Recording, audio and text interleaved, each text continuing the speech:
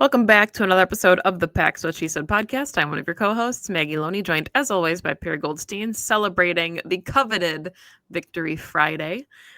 Potentially the most fun of the victories, right? Because it comes on a Friday. You have a weekend to recover. You get to watch stress-free football. If you are watching Black Friday football later this afternoon, Bears and the Eagles, stress-free. Don't worry about it. Packers already got the dub on Thanksgiving. Perry, I hope that your Thanksgiving was wonderful. Great time with your family. Certainly capped off with a Packers win. The best. It was lovely. We had a very, very chill Thanksgiving this year. Small group. Love it. Great food, great company, great football. Packers winning in the 1 p.m. slot is just like the best because then you literally get to enjoy the rest of the weekend, the rest of the evening. There was great football that night or that late afternoon game, and then the night game, just all around. Love the win. The Packers on Thanksgiving just are a different animal, I think, especially in this Jordan Love era. Just like they love their Thanksgiving win. They must just really like turkey. Yeah, and they like trying to share the turkey. Nazir Stackhouse handing it out to the security was pretty awesome. So sweet. I love that gesture. And they love beating the Lions. Yeah, and I think what's like so fun about the Thanksgiving games is Joe Burrow said it like before the night game where he said like we're playing a kids game. And Thanksgiving to me is when it feels, even though like it's normally division games, right? Like it's a slog. You still want to win, but like the Madden element, the history of it reminds you that like a lot of people play backyard football on Thanksgiving. Like it is so ingrained in the holiday. So you see like guys who maybe played a couple snaps the entire game out there eating turkey, and it's like, hell yeah, dude, go get yours. Like this is a Thanksgiving game. It's a tradition. Like everybody should be out there celebrating after a win. So absolutely, always fun. Absolutely. So let's get into it. I think there's a lot to cover. Dominant win, in my opinion, by the Packers. We talked a little bit about this pre-show, but aside from that like late score before half, there was never really a point where I thought the Packers weren't gonna win this. Someone I was with yesterday pointed out, like, pretty early when the Packers have it, like when they're on, and they were on yesterday. Jordan Love was on, the receivers were on, the defense was on, Matt was on. It was just like clicking on all cylinders. And the biggest takeaway for me, or we'll dive into offense, defense, etc., but the Packers are now 3-0 in the division.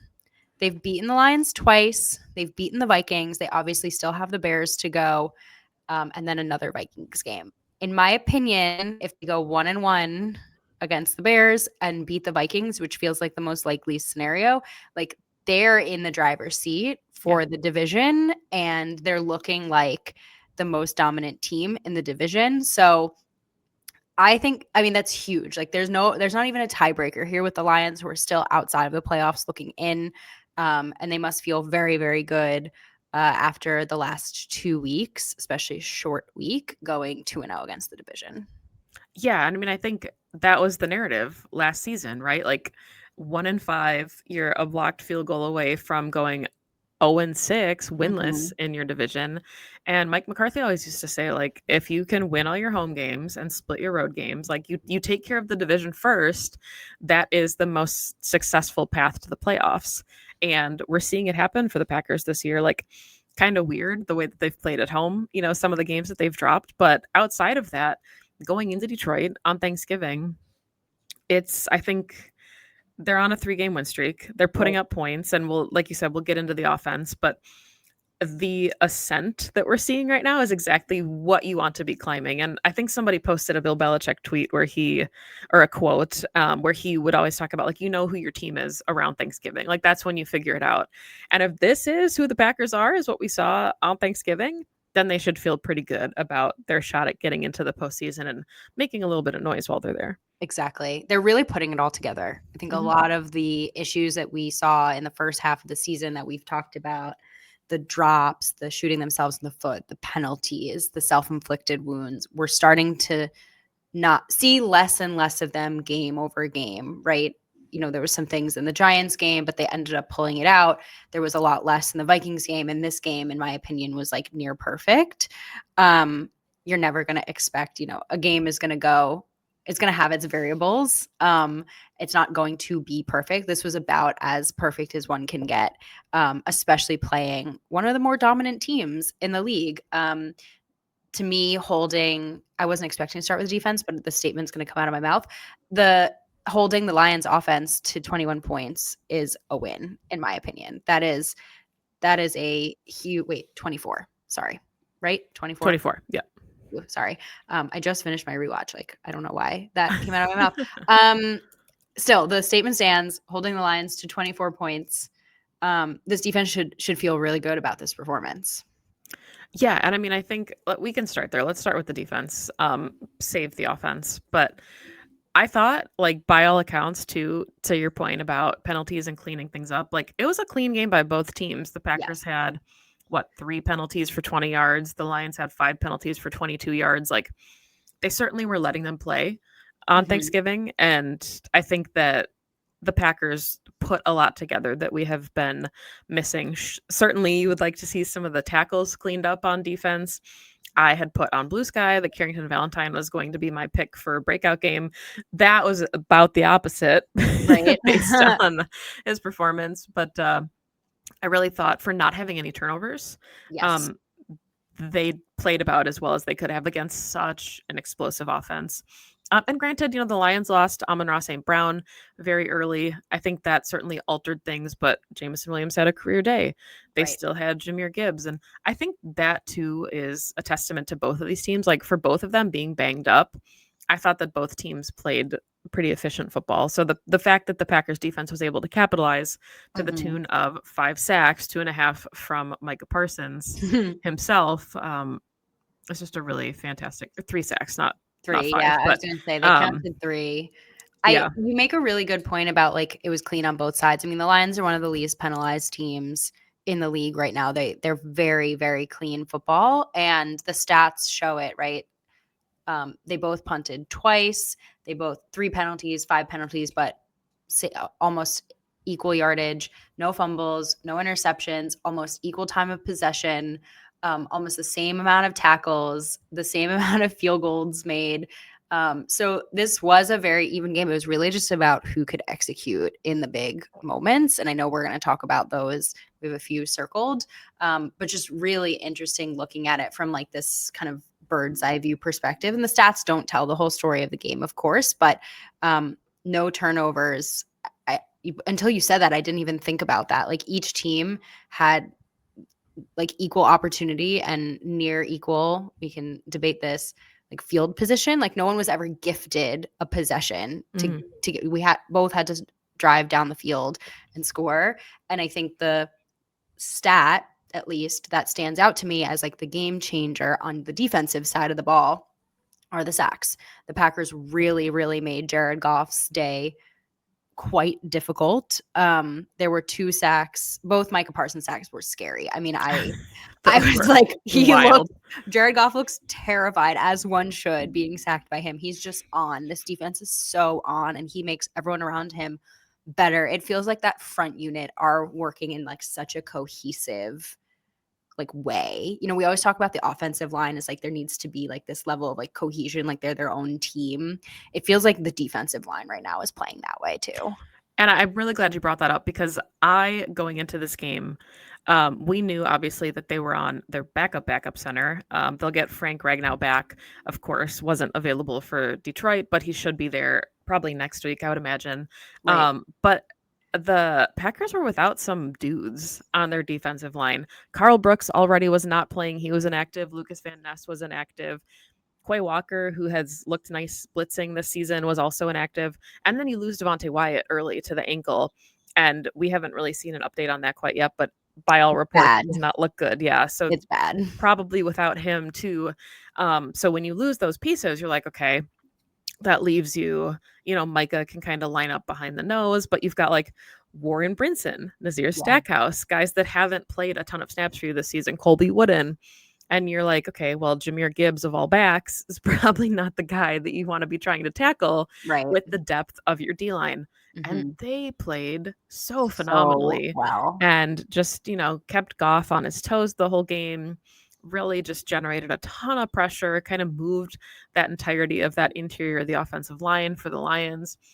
So going into what I thought would be probably the weakness of the defense in this game, it really was a strength. And I think it made it so that the secondary didn't have to work as hard against some of these field stretchers. Right. They have done such an exceptional job turning that unit over from last season. Like this was Yeah. their weakness last season, and it is now their strength, pretty much regardless of who's in. And without Kenny Clark, I And think is without such a Ken Clark. weird, like, Yeah, 100%. I thought the linebackers also deserve a bit of a shout out. They're, like you mentioned it, they're down Quay. At one point, Christian Welch was in, which, like, when your fourth string linebacker's in, that's usually not that good of a sign. Luckily, Edge Cooper came back, but like Isaiah McDuffie is playing out of his mind right now. And of course, you have Edge Cooper, but I just thought they really did a good job of like not keeping the middle of the field totally like buttoned up, but doing just enough to make sure that they limit the Lions' ability to exploit the middle of the field. Obviously, without Sam Laporta, you wonder what it would be like if the Lions had Sam Laporta. Both teams are missing their star tight ends. But some of these explosive runs that you expect out of Jahmyr Gibbs where he like gets to the second level, I thought the linebackers did a really good job of like coming in and at least containing him and allowing the DBs to like kind of swarm, and all of a sudden you have everyone there and then you can get him down without it being too explosive. Yeah, and I mean, I thought that Devonte Wyatt was having such a good game, so that certainly is going to be a big loss for them. Looking at snaps by the defensive tackle position, he played 71% of snaps, which felt like a lie. I didn't realize he got hurt as late as he did in the game. Yeah. Colby Wooden played 60% of snaps. Warren Brinson had to play 51% of snaps. So for a rookie to come in and do that, and then Nazir Stackhouse played 8% of snaps. He only came in for 5%.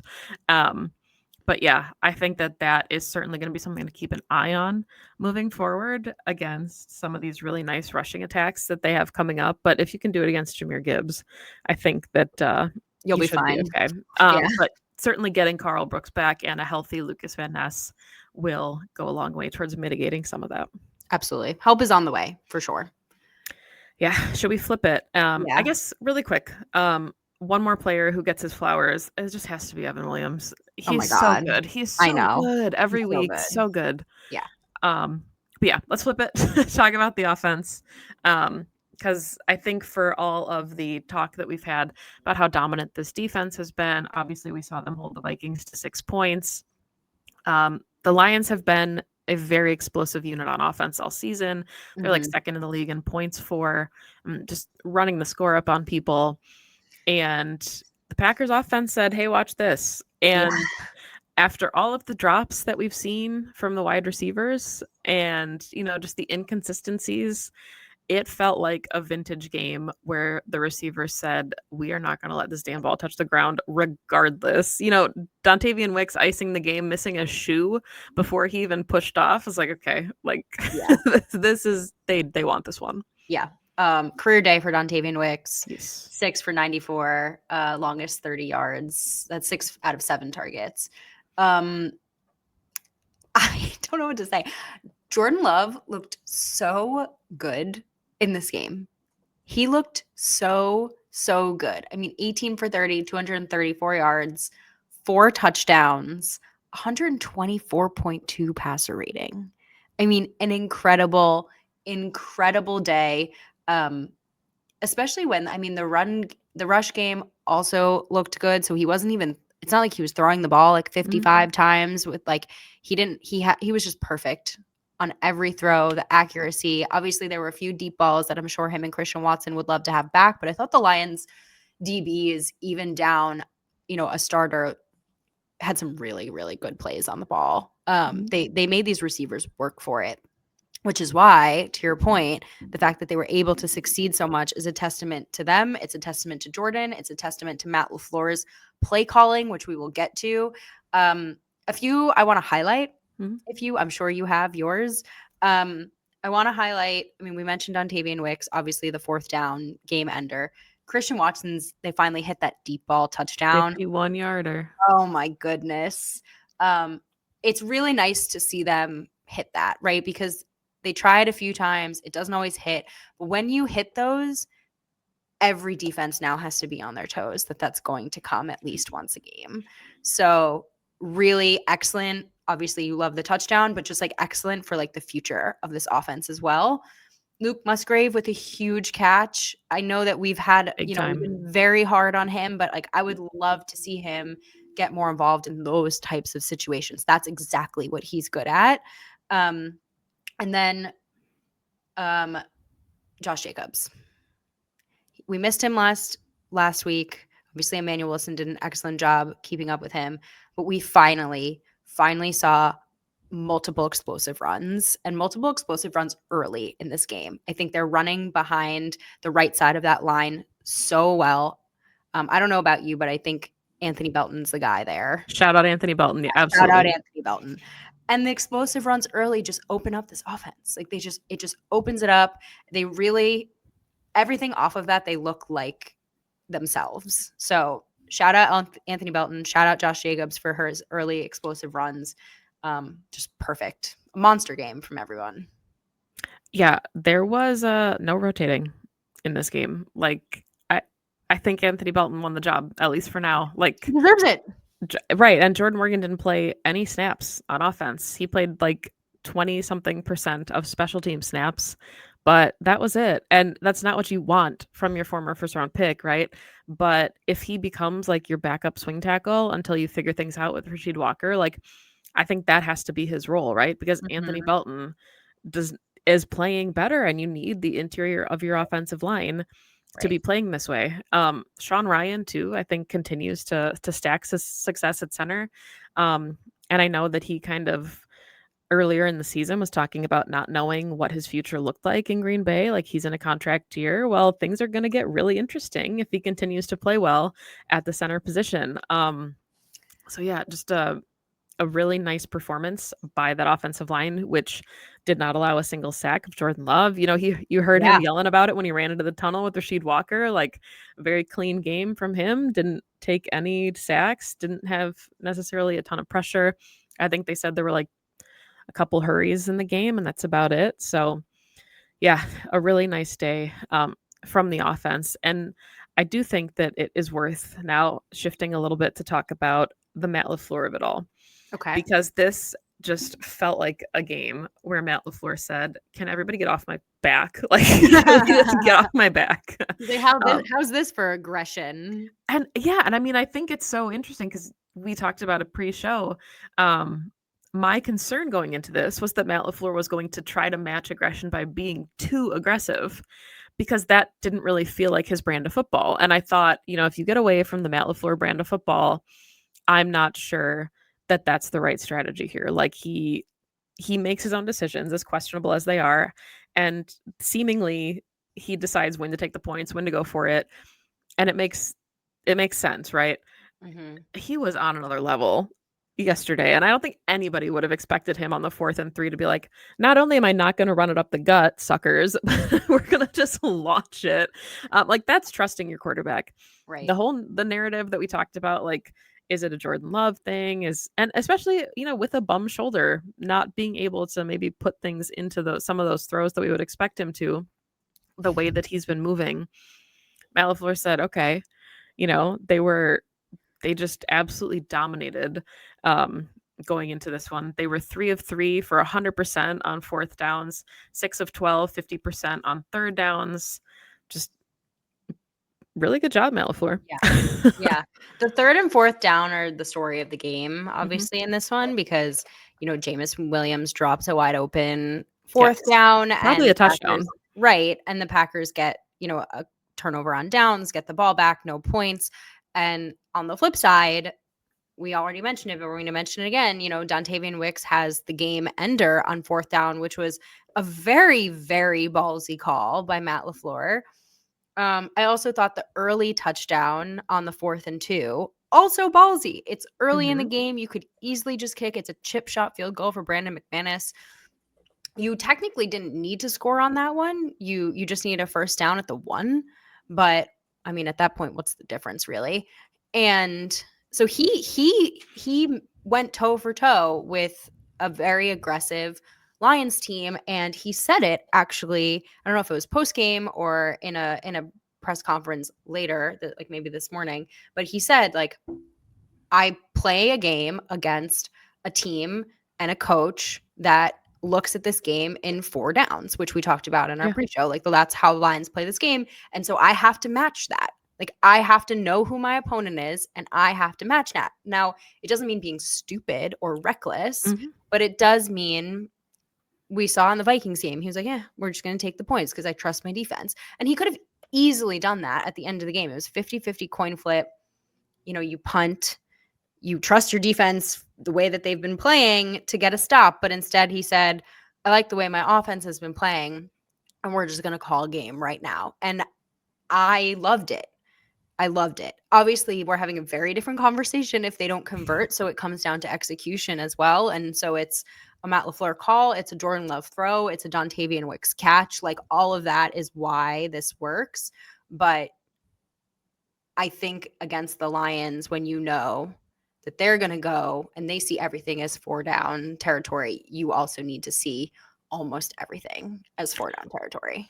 Yeah, and I think, kind of piggybacking off of that, like if the Packers offense came out and they were struggling and they were making some of the mistakes that we've seen from them, maybe the pass pro wasn't locked in and like Aiden Hutchinson was having himself a game, or Dontavian Wicks and Romeo Dobbs are dropping balls like we've seen, and you're like, okay, well, I don't know if we can punt the ball in for 7, then yeah, I think you take 3 and it's a much tighter game and you are leaning on your defense a little bit more. But because the offense was operating so efficiently, Jordan Love was operating from a clean pocket the entire game.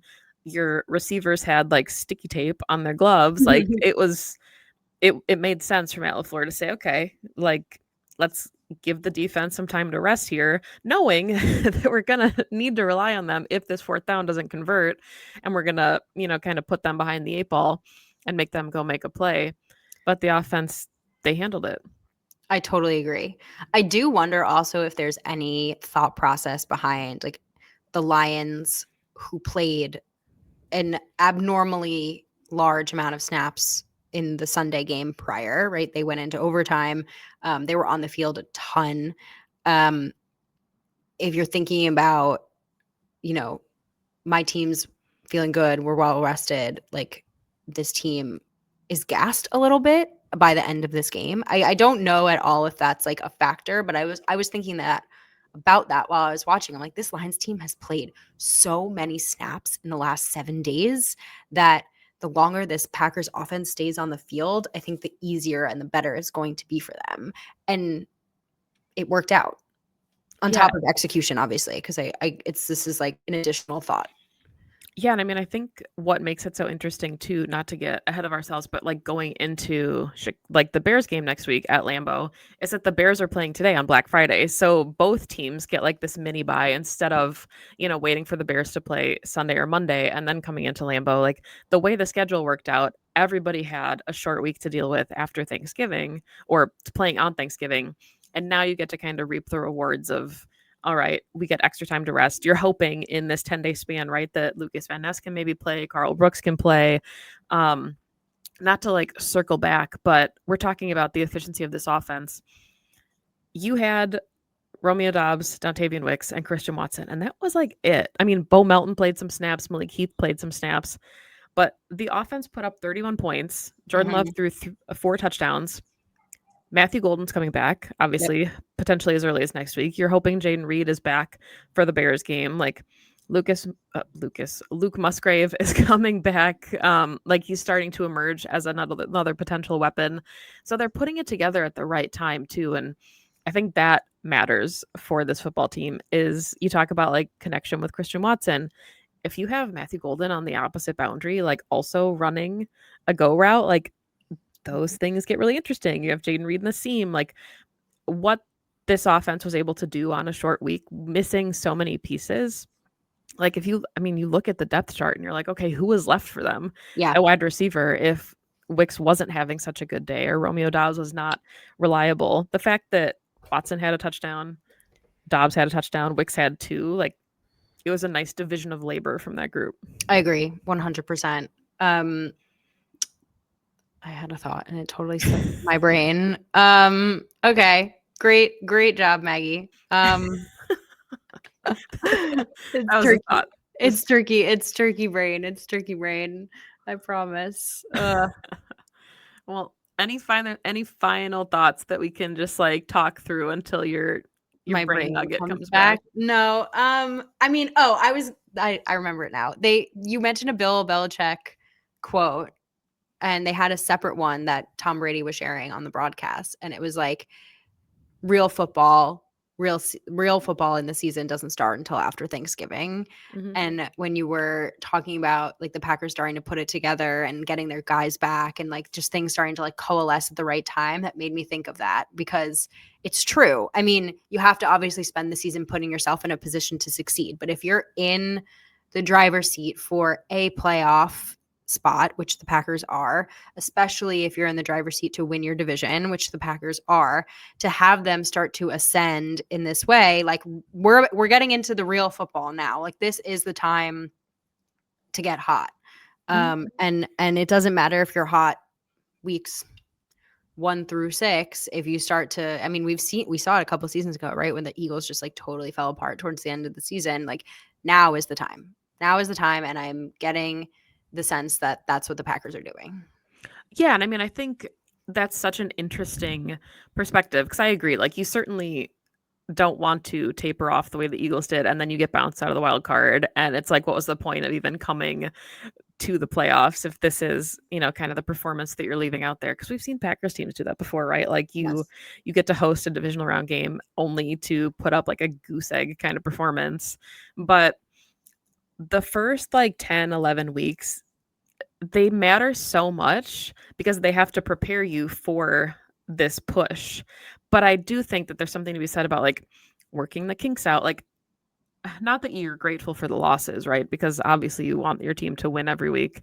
But certainly the lessons I think that the Packers have taken away from some of these losses, and even some of the wins. Like Matt LaFleur was talking about the Giants game and like the different performances from your team and the way that guys need to respond to adversity.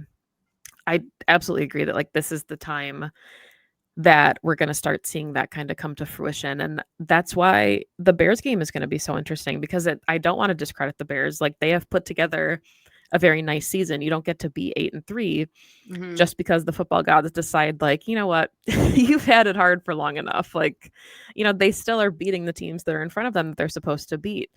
But I think Philly and then the Packers and finishing the season the way that they are, being 8-3 doesn't necessarily matter if you finish the season like 9-8. And I'm not saying they will. I'm just saying Right. like, it's important to stack successes in the beginning half of the season, but now you gotta prep for like the long stretch. And this is where the Packers have a really meaty part of their schedule. The Bears are hitting the meaty part of their schedule.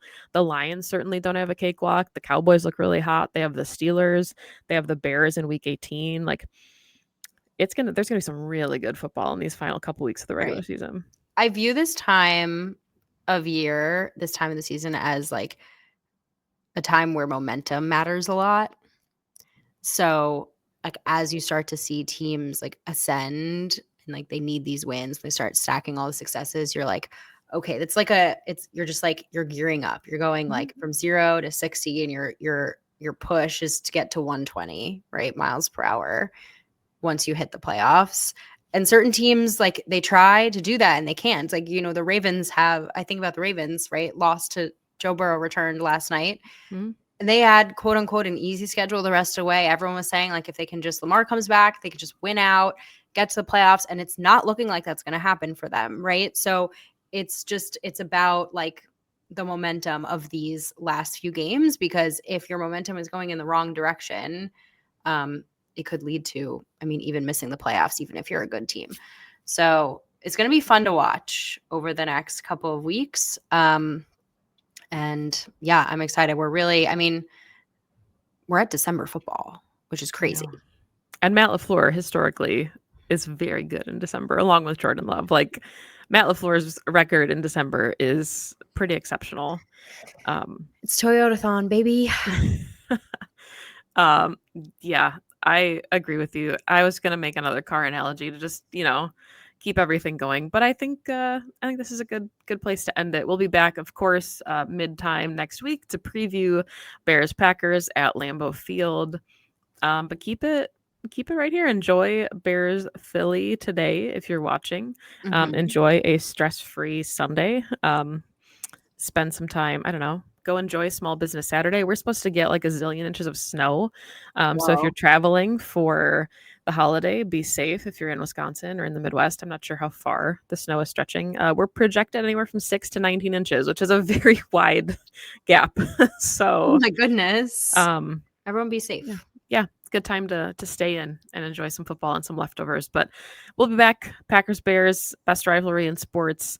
You can find us at PWSS Podcast at Pax What She Said. Perry is at Perry_Goldstein. Me at Maggie J. Loney. Please like and subscribe to the show if you don't already. It means a lot to us. It helps boost our numbers. So we appreciate that every week. But until next time, go Pack Go. Go Pack Go.